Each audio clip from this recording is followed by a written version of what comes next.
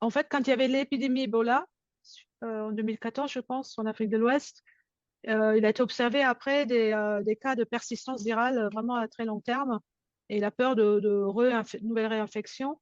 Et ça avait un peu éveillé euh, le monde de la recherche. Mais c'est pas allé très loin parce que Ebola, ça touche pas beaucoup de gens. L'épidémie a été contrôlée. Et vous avez raison, c'est vraiment le Covid-19 qui a mis un peu plus à la lumière, en fait, le fait que beaucoup d'infections virales pour lesquelles on pense qu'ils ont qu'une phase aiguë, après ils sont éliminés dans le corps, que finalement, elles persistent. Et la vue sur l'infection virale est en train de changer suite au Covid-19. La manière dont on perçoit une infection virale est en train de changer à cause de ça. Je pense qu'on va découvrir beaucoup plus de cas de persistance virale d'une manière générale pour d'autres virus et qu'en fait, des maladies comme la fatigue chronique, qui est un peu négligée, un peu dans la recherche dans sa niche, en fait, enfin, ils sont beaucoup plus entendus et il y a un intérêt maintenant de financer ce genre de recherche.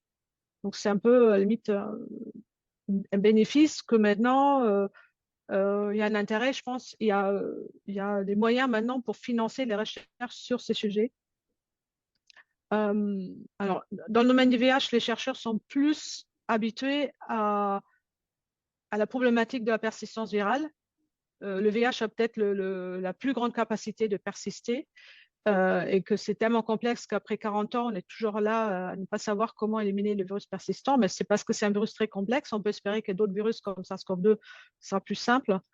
Euh, mais l'avantage, c'est qu'il y a un savoir-faire qui est là, qui peut être mise au profit de l'étude de SARS-CoV-2. Et je le vois quand je discute avec des médecins ou d'autres, en fait, qui viennent euh, pour approcher cette problématique. Donc, oui, donc je pense que pour répondre, je pense qu'effectivement, ça a changé un peu le panorama des recherches qui vont se faire dans le futur.